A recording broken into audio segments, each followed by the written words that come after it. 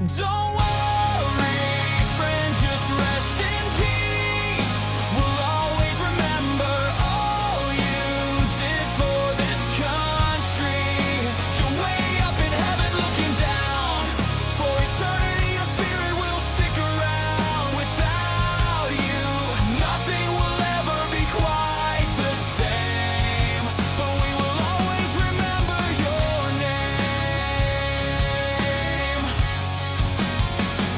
You spoke to the youth and changed a generation, a legend in the history of this nation. May you have eternal salvation. May this song be a true celebration for all that you did and all those you helped. Your loss is something we should never have felt. Your kids and family will always live on. We will remember you forever long after you're gone. Don't worry, friend, just rest in peace. We'll always remember all you did for this country. You're way up in heaven looking down. For eternity, your spirit will stick around. Without you, nothing will ever be quite the same. But we will always remember your name.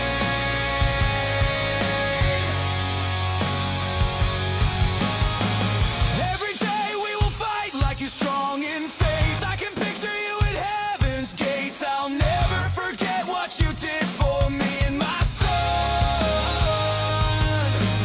helping save America and all that you've done. Don't worry, friend, just rest in peace. We'll always remember all you did for this country. You're way up in heaven looking down. For eternity, your spirit will stick around. Without you, nothing will ever be quite the same. But we will always remember your name. And long live Turning Point USA.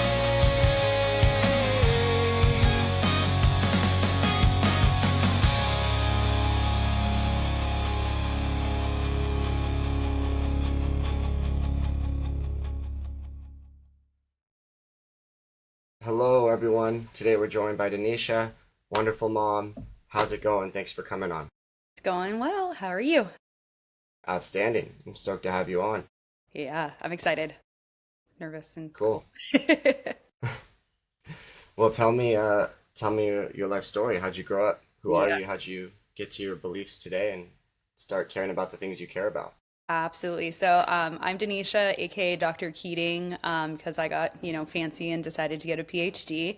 Um, Before that, I actually I grew up in a what kind of a Christian home, but not really a Christian home. It was very, very abusive in all levels of things, spiritual abuse, physical, all of the things that you could think of. When I was in high school, we were actually put into foster care, but I had started raising my siblings at the age of 8. Like we had baby buddies. I'm one of 11 kids, but Wow. my job was to wake up in the middle of the night and take care of this baby. And I remember being 8 years old, and my one of my younger brothers got too big for me, and so we had to like pass the baby buddy up and then take the newest one.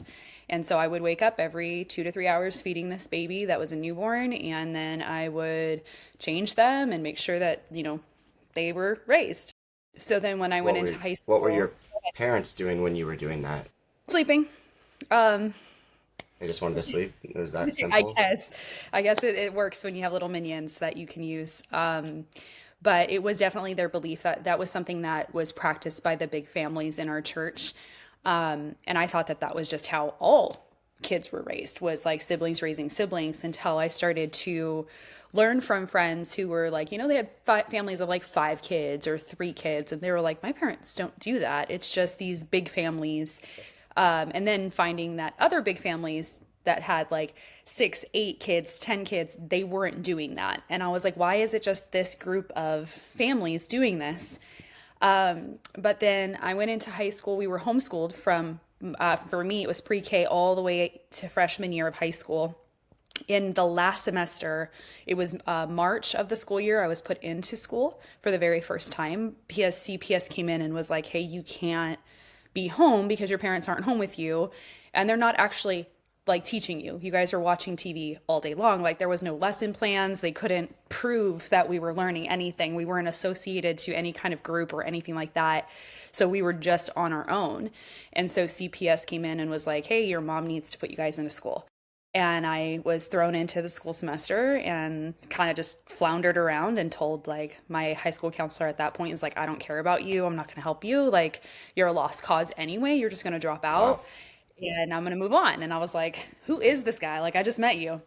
But at that time I would be like, I was like walking myself to and from school just to get there and getting in trouble because I wasn't getting to school on time. And so that would get calls to CPS. But then like fast forward, I turn 18, CPS comes back in, and I'd already been through foster care, had already been placed with my sister. And there was just like this big, like, where are they going to go kind of situation happening. And it was just a mess. And on my 18th birthday, my CPS worker came to me and said, you're 18, get out of your sister's house. You can't stay in the same bedroom as your little sister.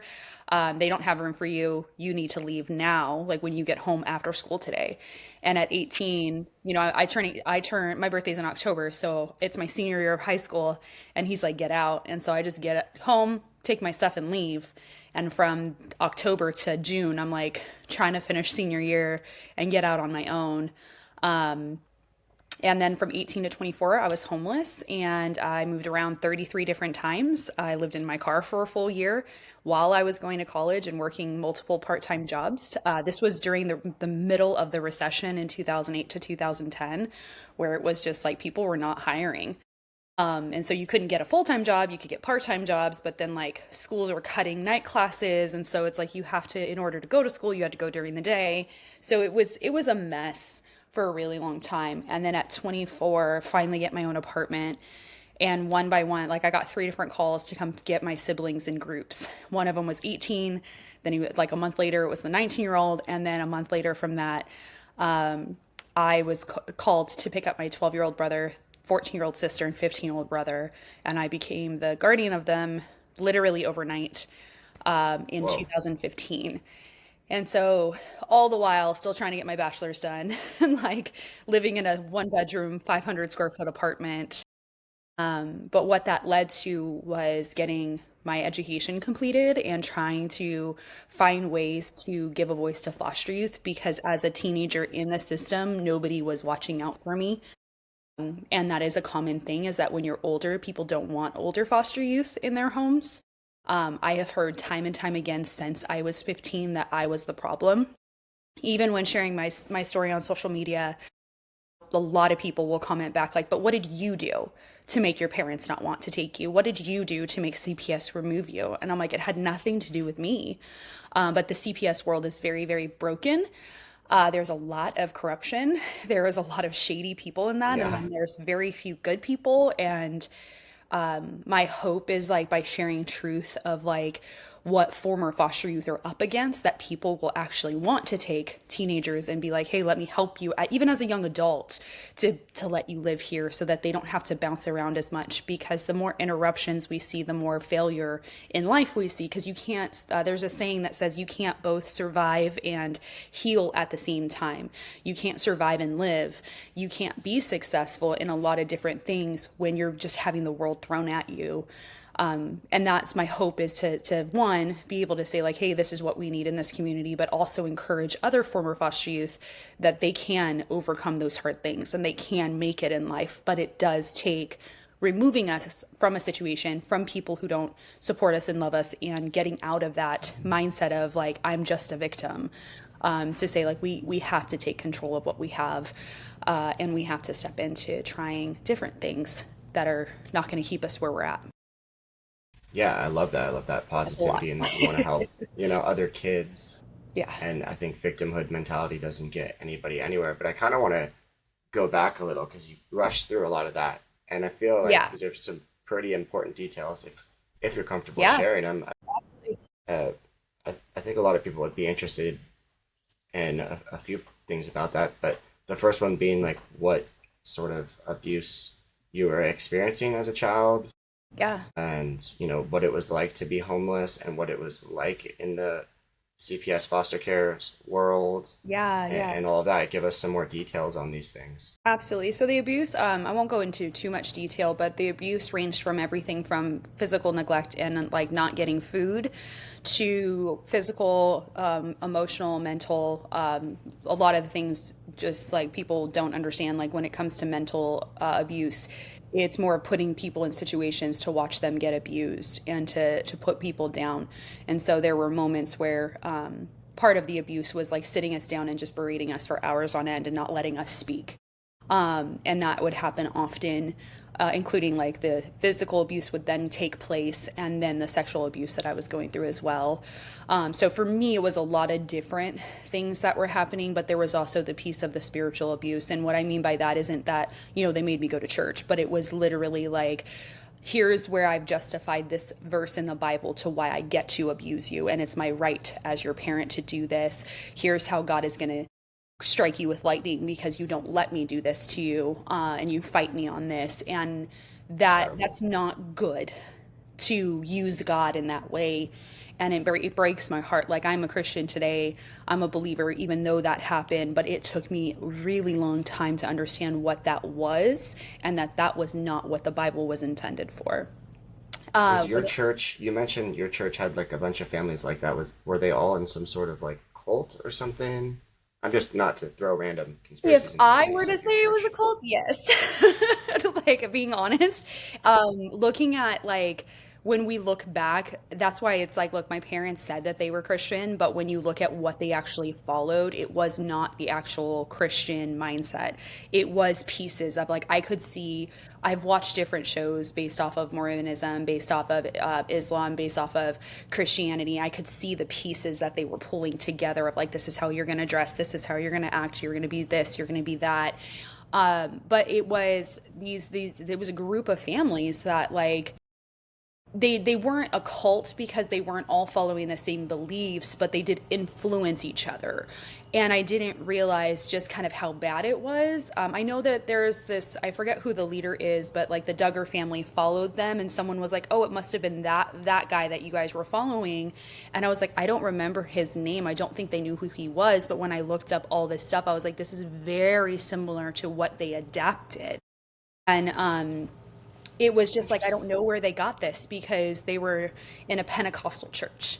So it was like, you kind of sit back and you're like, how did you get from this to that? Like, I don't understand it. But it very much was cultish, because of how I think really what it was is my dad came in and my mom had been growing up in abuse. My dad was very manipulative and very like borderline, I feel like crazy. Um, he used religion as that weapon to get to what he wanted. And then you just have people who are able to do that. And it's very sad when you watch someone go to that extreme with it, but it does happen. Now, when it comes to like dealing with CPS, that I was personally having issues with my caseworker. He was very rude to me. I mean, the first lady we sat down, she was nice and she wanted to make sure we were okay. But then when we got with our And that this permanent is freshman caseworker, year of high school, yeah? freshman year, Or well, actually, let's back up a little bit because it wasn't just freshman year that I dealt with CPS. It was years, it was, that would be 2005. We started dealing with CPS probably a year before that. So like 2004. But the first known case was earlier in January. But CPS came when we went to foster homes. It was so January 2005. They didn't have us put in a home until October of 2006. So a whole almost 2 years of CPS kind of coming in and out. Usually it was just home visits. Usually it was, they're coming over, checking on a report because the neighbor called on us or something. But then it turned into once were, it was getting more like aggressive. There was this moment where 5 months before we were taken, my mom told CPS, like, I'm willing to give them to you guys. And that was something the CPS worker had said, like, you can, they call it like surrendering to the state. You can surrender your kids to CPS. And my mom's like, I want to do that. They waited 5 months to come and get us and then arrested her for 8 counts of neglect. So it was like, why did they wait 5 months to do this? So they waited until it got worse before they actually stepped in, even though my mom had said, like, I'm done, I can't do this by myself anymore. Which I find to be very weird, a way to do that. It was when like a family is desperately asking for help, and that's what CPS is supposed to do, that they're going to wait till it gets even worse before they figure out to step in. So it just kind of like I just recently found that out, so it was kind of confusing because I'm like, wait a minute, like why didn't they act faster? So my experience is they're very slow. They take every single report, they investigate it, and then they kind of just don't do anything. So they, by investigating, they just follow up with the family, sit down, have a conversation, and walk out the door. They don't do anything when it comes to real neglect, abuse, and things going on. I have seen now this on this side of things, I have seen CPS overstep, take kids away, and it was like, why did you take that kid away? Like first call, like I don't understand. Right. Why do you leave kids who are really being neglected and abused in this situation and not step in for them, but then you overstep over here? And what I'm finding is basically CPS has said that they can make up their own rules. They determine how if they feel if that person is in danger or not, which is really weird. Like you're just like, but this one is in danger. It's the writing is all there. So it was a year, almost 2 years before we were actually put into a foster home. But then we were changed to a new CPS worker, and he was a complete jerk. Like he would threaten me all of the time that if I messed up, he was going to move me. If I messed up, he would then adopt my siblings out. And he told me, he's like, they're cute. People will take them like that. Your brother has blue eyes and blonde hair. People are just going to eat that up. They love little really boys weird. like that. And I was just like, why? Like, I didn't understand it. And I was 15, almost 16. It was 3 days before my 16th birthday. But it was also like the shift that was weird for me was how much I was blamed for what my parents didn't do. I was held responsible for feeding the kids, getting them to school, picking them up from school, and going to school. And I was 15, 16 years old. While my mom's responsibility was like, okay, you jump through the hoops that they tell you to jump through, make sure you're taking your medication and going to therapy. And I'm like, okay, that's nice, but like, I'm not the adult here, but I was treated as an adult, but then not allowed in those big conversations. So they would leave me. I was supposed to be able, I was old enough to voice for myself, and they never once brought me in the room. They had me sit outside. They would have these conversations while I was at school, and never once brought me in to see what I wanted. But then very quickly, they moved from not having my dad as going to take my siblings to having my dad take my siblings. And he had a known case of sexual abuse on him that the CPS worker helped him get rid of. That time, the sheriff, he was friends with the sheriffs. It's someone crazy help to me. someone get rid of something like that? Yeah, I don't understand. But my dad was the friend of the sheriff's department that took my report of sexual abuse. He was friends with my CPS worker who was supposed to have my back. But there's like in my file, I recently got of 375 pages from this county that only covers that 2 years. And there's notes in there where he's like guiding my dad on how to get the courts to drop the allegations. And like they put him in therapy for sexual abuse. And they put it as sexual addiction with his daughters. And I'm sitting here like, he notated this and you guys gave kids back to him. This is disgusting. But they like, there's so much that happened that wasn't notated of like my CPS worker mocking me and doing this in front of people. But I had witnesses, like friends from high school who I still talk to today, were like, I remember him. I remember how, like what he said to you. And it was just, they were like, I can't believe he got away with that.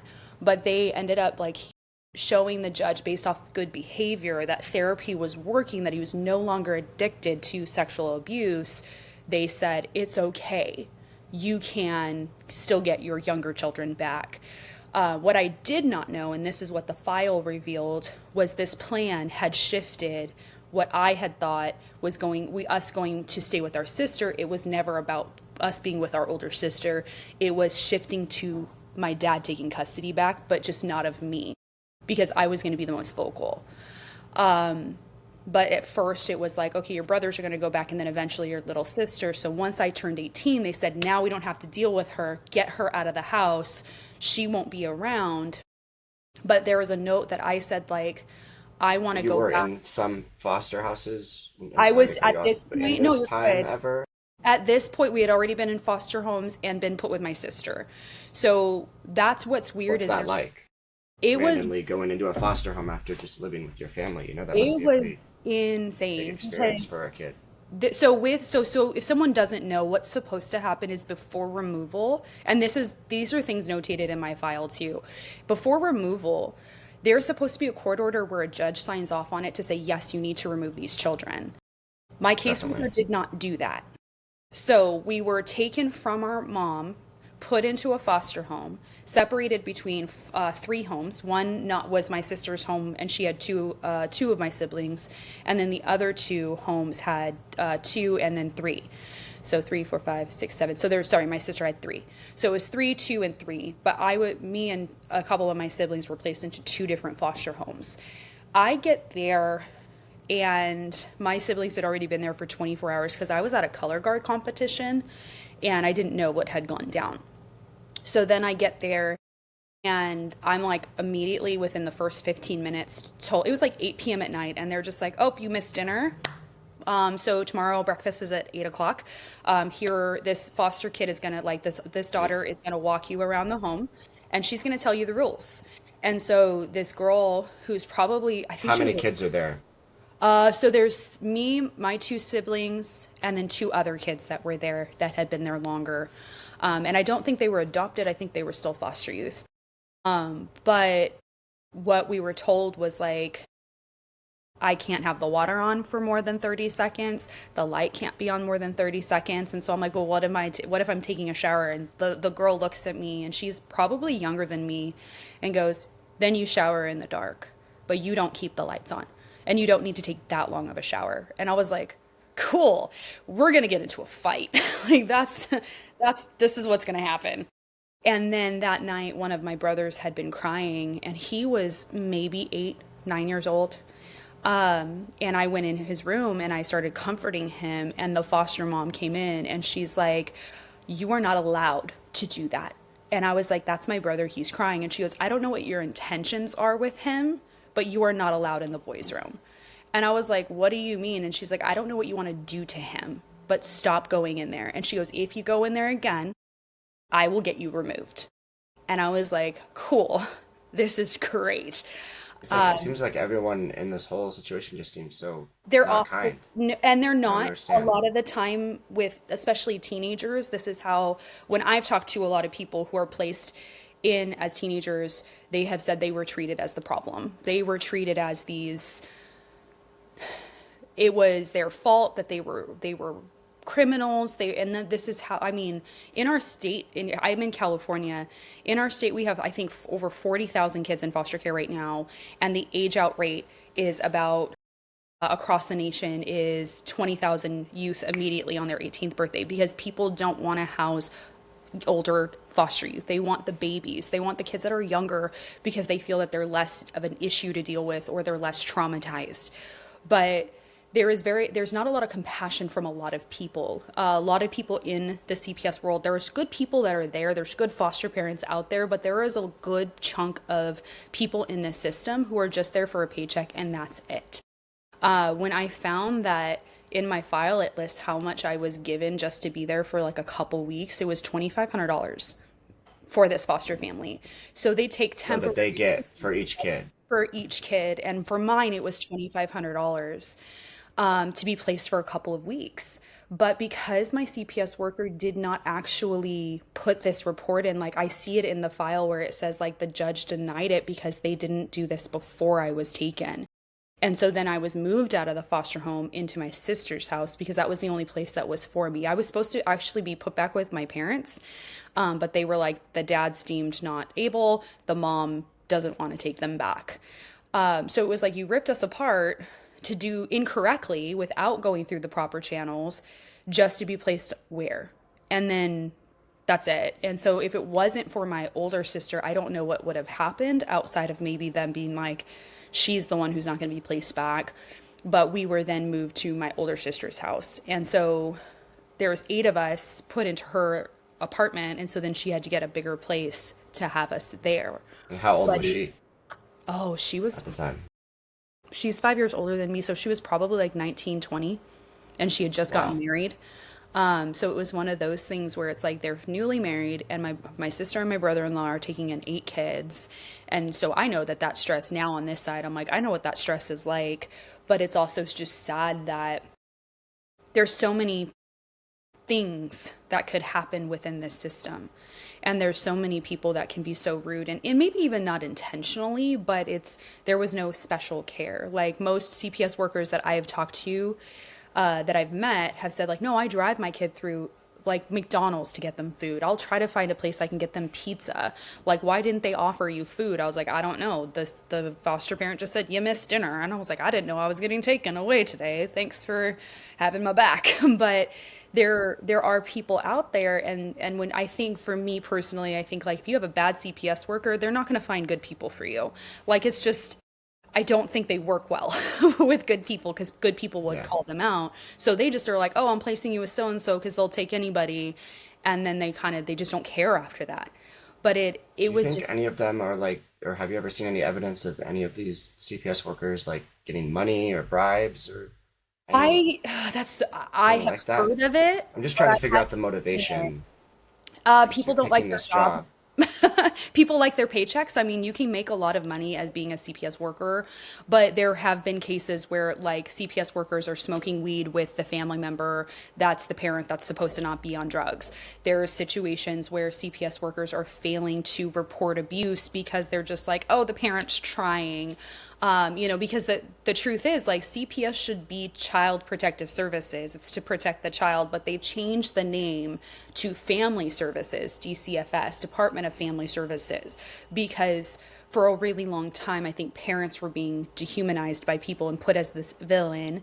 And we see that 64% of why foster youth are taken away is because of neglect due to poverty related issues. But that's not accounting for my story, because when they take like an initial intake, they go, what's the reason for removal? They don't update that and say, okay, there was more to the story than just this neglect. And it's like the known abuse that was going on before was not the reason for removal. So I don't think that the reports that we have are accurate. I think they're skewed, but I do think that there are a lot of CPS workers out there who are just like, I need a paycheck. I went to school. I got all this education done. I thought it would be different. I hate it here. I'm just going to go through the motions until I find something better. And that, like, I've talked to sheriffs, police officers, I've talked to county officials, and they have said that same thing is like, yeah, we know it's a problem. My county specifically that I was put into foster care in is under massive lawsuits right now because of the abuse that the actual department has done to children. CPS workers abusing children, not getting them mental Wow. help that they needed, not getting them the resources, not telling them about the resources. And the common statement was, well, I was overwhelmed, what did you expect? And I'm like, it's your job though. If like that, it's Yeah. wild to me, because I even talked to an attorney, and he said the rule for California is basically the only thing that a CPS worker is obligated to do is once they receive that complaint, they have to follow up on it, and then that's it. So they just have to call and say, hey, we got a complaint. What's your Okay. statement? Cool. Hang up and go. They don't actually have to look into it. They don't have to arrive at the right conclusion. They can use their best judgment. But I don't know if there are situations where parents are giving money or someone's giving money. I do know counties have a high reunification goal. So it is the let's just put them back to get the number, and we'll figure it out later. If it happens again, we'll deal with it then. But there's not a check and balance that actually happens, and people put their hands in the air and say CPS is just broken. It's just a broken system. And I think we've stopped the conversation there.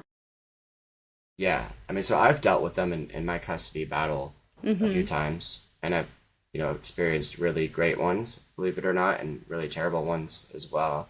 I mean, the first time there was a CPS worker that, in my opinion, basically just seemed to do everything she could to make my son's mom look better than Mm-hmm. she really was, and the incident that was reported, it was a police encounter, etc.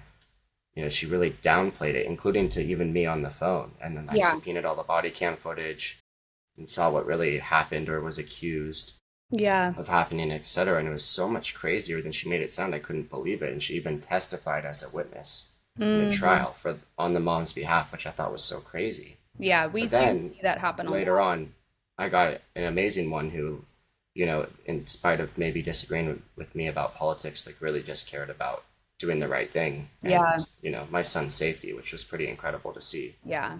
And there's good people out there, but there's also like you run into 10 people that are bad, it ruins it for the whole group. But I saw that a lot with my brother. Like there was a report where I was actually present for this situation where my mom pulled a knife on his throat and threw him against the wall. And the police officer wrote it down, only her account. And then when the police officer talked to my brother, he was like, "No, this is what happened." I was like, "No, I saw that this is exactly what happened." The police officer didn't write that report down at all. They just said, "You need to get out of the home because she's clearly going to kill you." And my brother was out by 17, and so then it was just me there. And so then that like it would trickle down, like once one of the older ones left, it was like, okay, now the next oldest one is a target. And that like CPS didn't intervene with that. It was like everything in my file was about how they were helping my mom and my dad. And it was like even weird. My little sister looked at it and she's like, "Why did they care so much about our dad having eye surgery and less about like the behavior issues of the children?" Because it was like notated, but like kind of dismissive. So it was like, "Oh, so and so is having a hard time in school. Ask dad to follow up. Talk to dad about his eye surgery. He's having it on this day at this time. He's super nervous about it and he's going to be doing da da da da da to make sure." And it was just like this whole, and I'm like, so the kid who you're supposed to focus on is not who you're focusing on. It's the parent. And that's what kind of, as someone who's gone through it, not just as a foster youth myself, but then went through it with my siblings and becoming their guardian, I was like, there was very clear that this CPS worker was just all about the dad at that point and not even about my mom, which is a thing that you don't see a lot of in the system. It's normally like the dads are targeted and the moms are supported through and through. That's what I think. But that's the normal, like that's the majority of the time. This was so weird because it was like everything was for my dad, but I do believe that that's because who he was connected to. He happened to be a voluntary president of an organization that dealt with people like this. So he was connected to the sheriff's department. He was connected to the county. And so I think it was like people knew him and they're just like, "Oh, we'll help you out. Your wife's crazy. Your kids are crazy. It's not, you're such a good standout guy." But then, he's not. So I think that that's why he had so much support and help with that. Okay. I mean, that just sounds like such a tragedy, and for so many kids, then I can't imagine that. What was it like taking them, you know, your siblings in, you know, as a young adult, and then also what was it like? You said you were homeless for quite a long time. What was Yeah. that like? You said a year of it was living in your car. What was the other parts of it? What was that Yeah. like? Did you just like sit and ask for money? I guess what does that even look like? What was, Yeah. you know? So from 18 to 24, I moved 33 different times. And a lot of it, like, I didn't have credit to get an apartment because, I was 18 at that point. And so you have to have like a full time job and a bunch of money and good credit. And I just didn't have established. So I started renting rooms from people on a month to month basis. And the hardest part was, you don't really know who you live with until you start living with them. And there were some really good roommate situations, and then there was some not so good roommate situations. But I kept moving because people would like want to, or it started, I think, more as of a need because of the recession that people were losing their jobs. So, they'd have a room renting it out for 300 and then they would lose their job and they're like, "Hey, we need $1,000 from you because that's going to be what covers." And I'm like, "I can't afford to do that." So then I'd have to leave. But then I'd run into like What's an example of a bad roommate a situation? bad What roommate does that mean? situation. And a good one too. A good one was I lived with a couple for a year and they were, they let me at first, they had just gotten married and they're like, "Hey, just come sleep on our couch." And I was like, "Cool." So I did that and then we ended up getting an apartment together so that I could build my credit. And we had that for a year and then they ended up moving on and I was able to get roommates.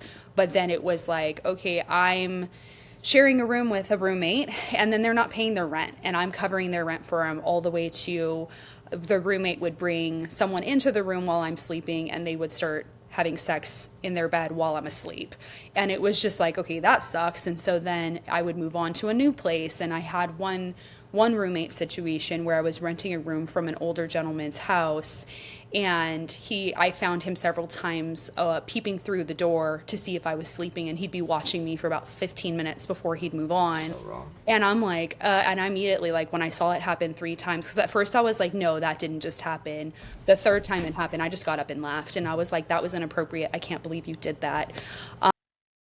But that just happens, and so then in between that, I lived in my car for a year because nobody was renting out rooms at that point. And I think that was more like 2010, 2011, and that was kind of where the really, like, people were selling their homes and moving like crazy because they're like, we just can't afford this anymore. And I would park outside of like Starbucks or Stater Brothers, and I would like, okay, I'm just gonna try to sleep tonight. But it was, people tried breaking in my car. Police would come up to my car and be like, you gotta go, you can't park here, you can't do this, you shouldn't be sleeping in your car. But I would try to call family at that point, and they would be like, no, you can't sleep over. And I didn't do anything to make this happen. It was, what had happened was I had exposed the abuse of my parents. So family was like, we can't step in because she lied. And it's like, I didn't lie. But they would always come back to like, well, your dad was never prosecuted, so if he wasn't sent to prison, then who's the liar? And I'm like, I don't know why they never followed up with this. So it wasn't until 2015 when I took my siblings again that I learned what the full process was supposed to be. And someone was like, your story doesn't sound accurate, like I'd follow up on that. And I'm like, you have my file though. And they're like, yeah, something's shady about it. Like, just try to dig into it. But at that point, I'm like, I'm trying to raise my siblings now because the abuse had gotten bad again. And that's when I was called by someone at a church who said, come get your siblings before CPS does. And I drove quickly to where they were at church and picked them up and took them home, and then started dealing with CPS. But because several times, there is no funding in California for people who do guardianship of family members. Kinship isn't getting approved. It got approved for 2027 for people to take in family under kinship, but we don't know if it's actually going to get funded. So that's up to whoever our governor is. But when I applied, the CPS worker was like, you're going to get all this support, all of these resources because you're the sister. That's not true. Like, I went in and they're like, sorry, you don't qualify. Foster parents that aren't related get money, but family members You do, have to basically. get certified as a foster parent in order to be a foster parent. So if your home doesn't pass that, like, they never walked me through what that process would look like. They were supposed to, but when I pressed and tried to get the information, they were just like, if that's all you care for, like the county worker told me, he's like, if this is all you care for, just put them in foster care, go get certified, and then we'll give them back to you. And I was like, why would I put them in foster care to go get certified as foster care when they're already with me? Why can't we just certify? I've talked to several caseworkers and CASAs. They're court-appointed advocates. They have all said, like, there's a way to do it. It is long, it is lengthy, but there is a way to kind of backtrack your foster care license. But it is something that we still fight because so many people don't know that it exists. So you have to, typically, the situation is, if you wanted to be a foster parent, you get licensed, you go through the county before kids are placed into your home, and you do this whole program with whatever your county is, and then you get kids placed in your home. But as a family member taking in a sibling or a nephew, a niece, a grandchild, they typically are like, CPS goes, oh, it's family reunification, meaning they were put back with supposedly supposed to be the parents, but now they count any family member stepping in as a reason to say it's family unification, close the case. Don't put them in foster care. But what that does is it does not give you any of the resources that are financial. It doesn't pay for counseling. It doesn't do any of that stuff if you're not certified properly.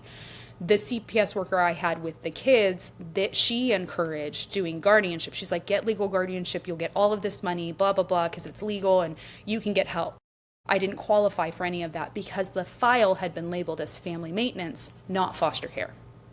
So they couldn't flip it over to me being a foster parent because they basically got me to close the case by me getting legal guardianship.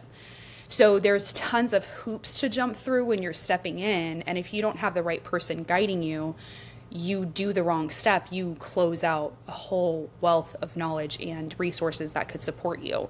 And there's not a lot of people, like if you go to the courthouse to ask for help, they don't walk you through it. They're just like, figure it out.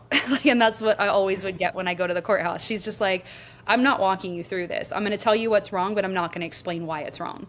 And I'm like, that's your job. And they're just like, there's a workshop on this day at this time, come back later.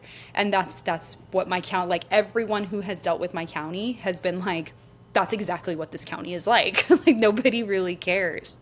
And I think that's what messes it up for everybody they're trying to do good. And like I just eventually had to move on and be like, I'm not even gonna try to get money anymore. I'm just gonna put my head to the ground, get done with school, get a better job, do the best that I can. But there's not a lot of help and guidance when you don't have money to get help. You have to rely on the free services, and those free services, people don't want to often give you a lot of information. They're all about just getting through everybody quickly as possible and moving on, versus actually like, hey, let's sit down, let's have appointments where they're an hour long. We don't see that happening across the board. Wow. Yeah, it Okay, was so then how many of your siblings did you have live with you? I had 5. They were ranging from, they were ages 12, 14, 15, 18, and 19. And the hardest part with 18 and 19, a lot of people I know, they're going to say this. They're like, oh, cool, the 18 and 19-year-old can work and help pay. And they didn't have driver's Right. license or social security cards. So we had to start from scratch to try to figure out where everything was. And we had to go through so many hoops for 9 months to get all of their paperwork so that they could go get a job or could go get a car and a driver's license. But it was just a mess. And that's typical for anyone who's dealing with foster care, is that things like the birth certificate, the social security cards, they don't get passed to the kid to go with them. It's like they get lost in the shuffle. Interesting. It's sad that they seem to make it as hard as possible. Yeah, that's what it feels Really like. heartbreaking. And there are good people that are along the way that were help pointing the direction, but they were very like few in between of all the crazy. And it is like just trying to get their birth certificate was like pulling teeth. And we finally had one person say like, hey, did you go to the office with like your brother's high school like his high school transcript? They'll give it to him if you have that, but they have to be under 18 to get that. And I'm like, oh, and so before their 18th birthday, I'm like, we got to get this done now. Like, we're not waiting, because it's so much harder when you're 18. But it feels like a lot of it is stacked against you when you're coming up against a system who just doesn't care. And it's people don't care. There's good people out there. I know them, but that's not everywhere. And that's what's so hard. Like, I hear a lot of people say, I used to be a CPS worker, or I know a family member who was, and they left because of how bad it was. And that's just like, ugh, that's heartbreaking, because we need good people in this system. Yeah, we absolutely do. I mean, we're talking about children here, so Yeah. it's the most precious, vulnerable amongst us. Yeah. I really wish it was full of good people, but Me too. humans aren't perfect. Yeah. And okay, so what's your life look like now? How are your family members and siblings doing? How are you doing? We're all a mess. I'm just kidding. No, it's taken time. I mean, it's been 10 years since the last big thing for us. But over the last couple years, because I went from like a sister to a parent role, relationships were strained. And it definitely was like, don't tell me what to do. You're not my mom. And that was just, see that. you didn't do the best you could. And those conversations were hard to have. But the last couple years, I think as they started to get to my age of 24, 26, they were just like, dang, like, I can't imagine then having to take in siblings and having to deal with this kind of system. And like, as they start to try to like fix, like get their driver's license if they lost it, they're like, why is this so hard? And then they've come back and been like, this was crazy. Like, how long did it take for you? And I'm like, oh my gosh, yeah, here you go.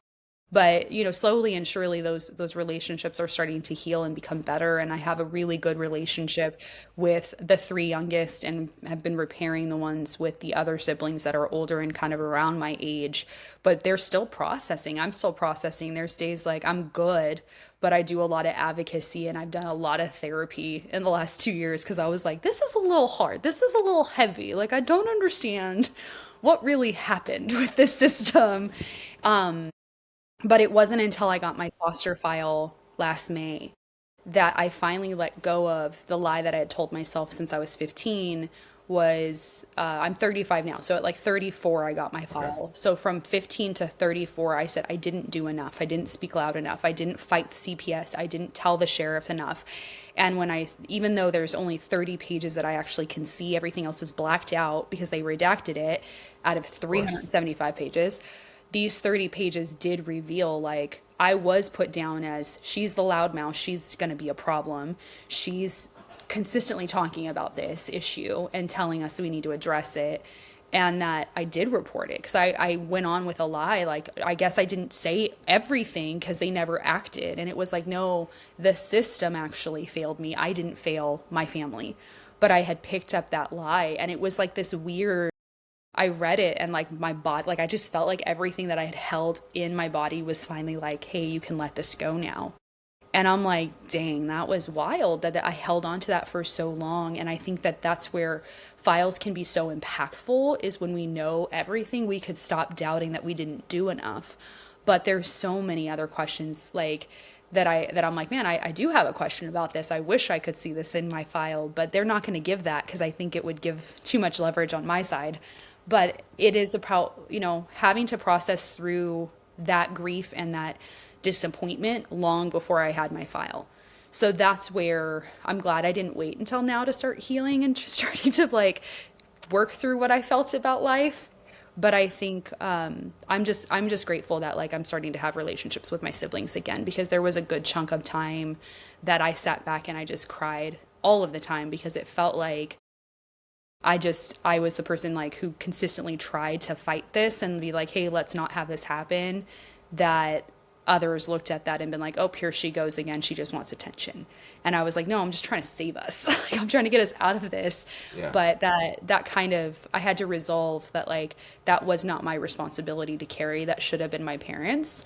But we're doing good. Those relationships are starting to heal, and they're still, I think the crazy part is that we all kind of experience different things, because not all of us remember, like not all of my siblings remember being in foster care.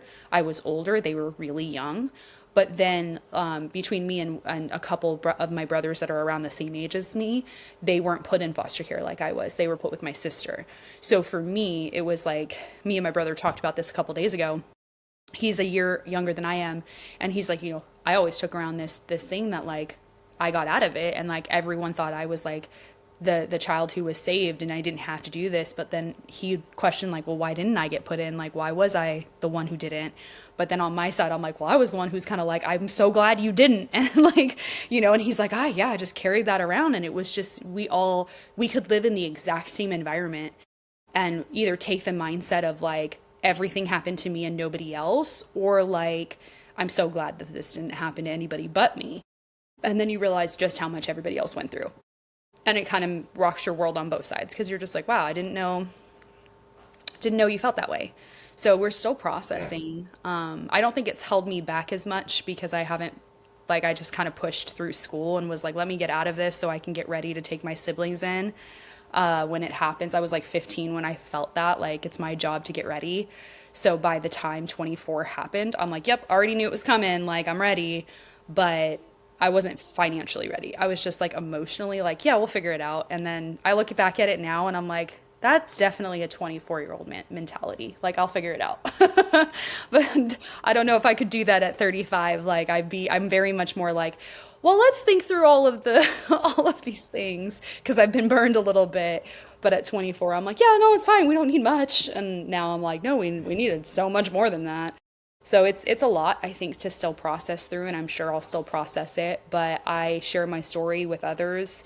I try to promote like we can find a happy life. We don't have to stay in that. We don't have to especially repeat foster care like our parents did. That's a big part of my story is that it was 3 generations on my mom's side before it got to me. So I'm the fourth person to carry foster care. I'm the last. But then on my dad's side, I believe CPS was involved in there. I know CPS was involved in some of their story for periods of time, and then an aunt struggled with foster care as well. So it's like it's on both sides of the family, but one, it's generational. So it's like I know it's nice to know I won't carry that on. So I want other foster youth to know that as well.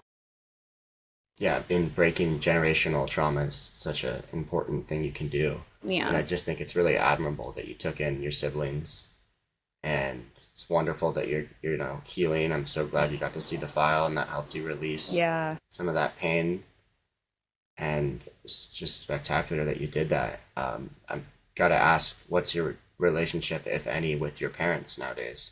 I don't have a relationship with any of them, with either of them. I went back and forth a lot with that idea with my mom. Like my dad's still in jail. Like there's absolutely no reason to have a relationship. But there was a letter that he had sent out, and like it was just a gross letter where you're just kind of like, okay, that's weird.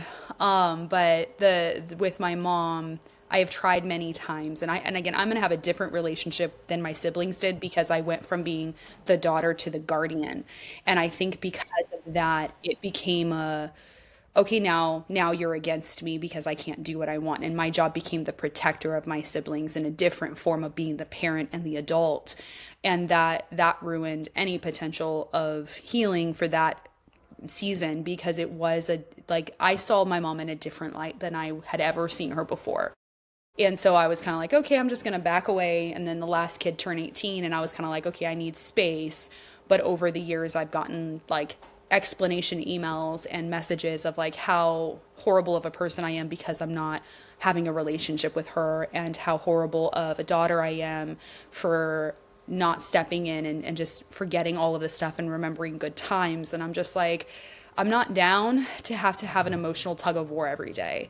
But I'm also understanding that like there's some pain there I think my mom has to work through, but there's acceptance of her part that's not happening. It's excused complete behavior.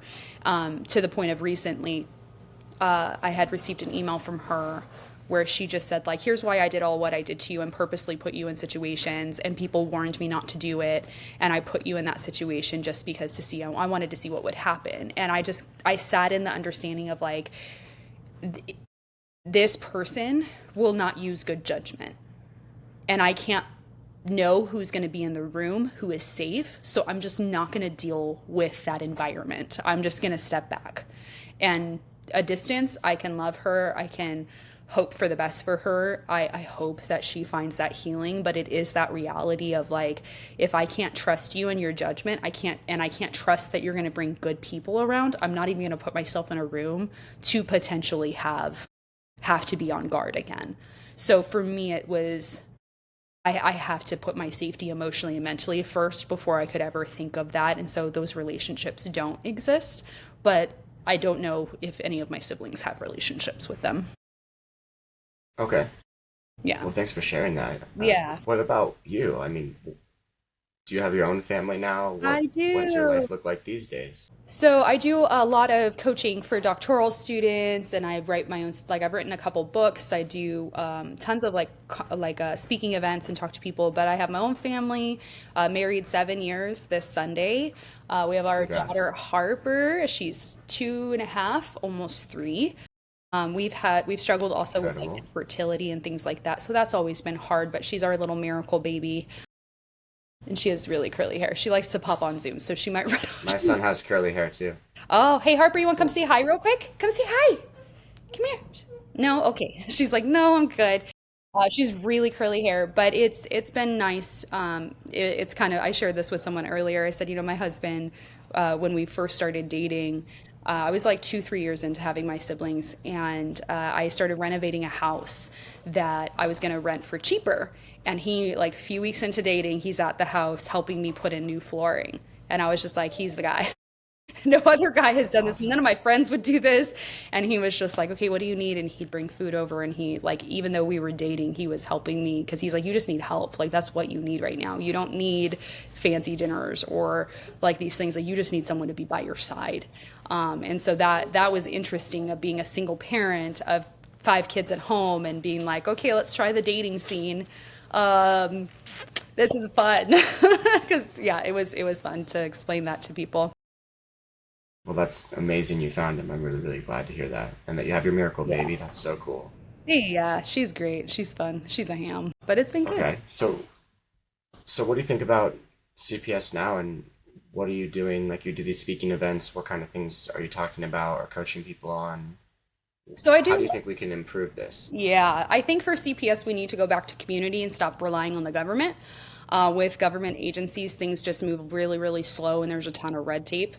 Um, I think I see it differently where I see the human beings who are actually trying to make a difference and help. I've tried to do a couple of things like backpack drives.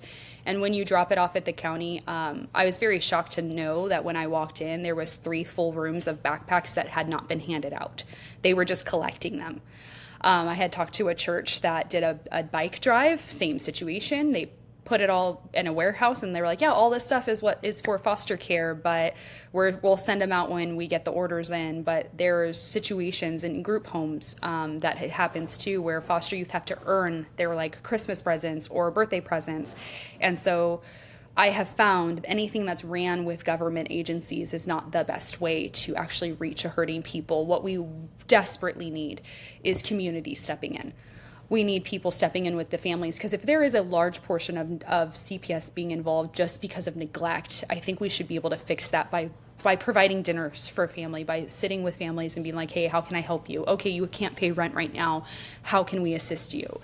When you do that with the state and go through the counties, it takes months to get approved for that versus just being like, let's pay your bill now, let's keep your lights on now, let's get you food now, let's get clothes for your kids, and just be the hands and feet in your community. That's going to go further and farther than waiting around 2, 3 months and being like, well, the government didn't deal with it. And I understand when people are like, well, I want my tax dollars to go to this because it can help more. It's like, what we need is people. Like, I don't care about that kind of thing of taxes. Like, yeah, let's pay it, let's move on. But we still need people to be that person to say, I see you. Because if I find out you're struggling and I'm just like, oh, champ, that sucks. Have a good day. That did nothing for you. It did absolutely nothing. Versus I'm like, dude, bring your kid over. Let's have dinner. Like, what do you need? What's going on? And you're like, man, I'm just down on my luck for the last year. I can't find a job. It's like, okay, let me see who I can talk to. Let's point you in the room with people. That's going to change your life. But when we sit here and just sit back and be like, the CPS will deal with it, we're not actually helping. And I think that would relieve the craziness happening in the system of just people being in the system. I think I read that there were over 4 million CPS reports in 2023. And then, like, that's a lot. And a lot of that has to do with like kids not having clean clothes and baths and someone watching them. Like, what if we just offered to babysat for our neighbors? Like, let's be communities again. So when I go out, sometimes I'm talking to foster kids. Sometimes they're older adults that are now 18 to 25 years old and they're in college and they're just like, how do I turn this around? How do I step in? I'll talk to foster parents. I'll talk to staff members and teachers at colleges or K through 12. And sometimes I just have conversations that are just, hey, what is your educational goal? What is your professional development goal? I do a lot. I love doing that kind of work. I do a lot of that on a daily basis. But when I come in, my hope is to like, let's actually have a solution, not just like, great job. We all had a hard time. It's like, okay, well, what is the solution? The solution to the foster care system is stop relying on the system itself and start being the community again, because we would change it if we started being humans to humans again versus just being like, yep, not my kid, not my problem. Because we know the other narrative is just like, oh, are all of our children are all of our children, and I'm like, no. But I can give you dinner. I can say like, that is your kid, but you can come over and have dinner and we can be the community together to make sure that no one goes without.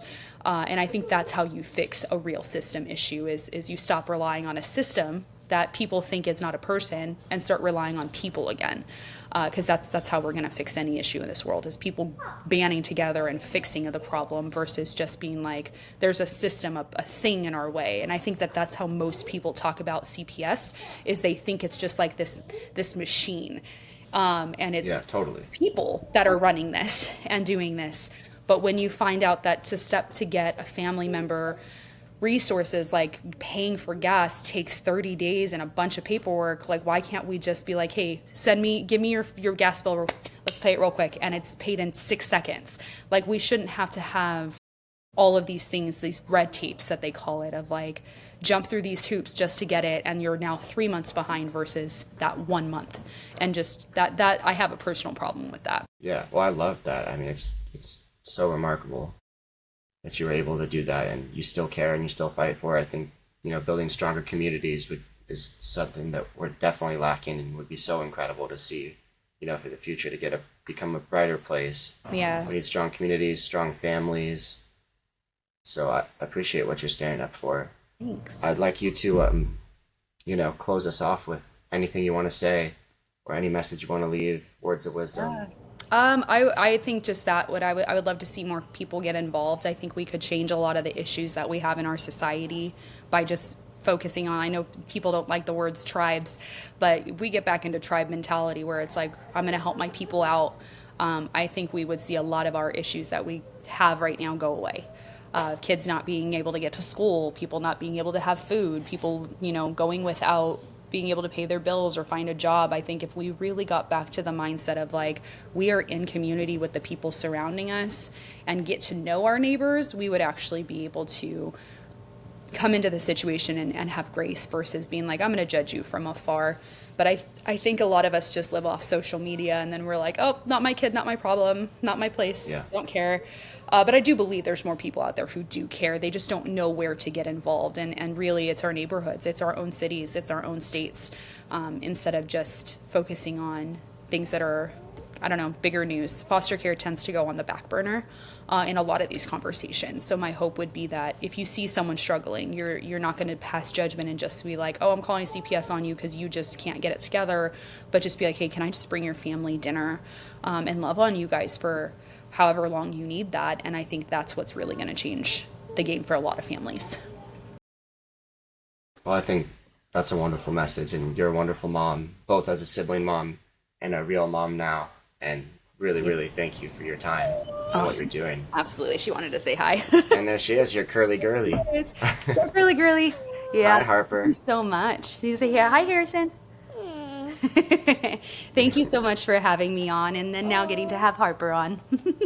Yeah, she's beautiful. Thank you. All right. Really appreciate you. Yeah, absolutely. Thank you. You want to say bye? Say bye. Bye.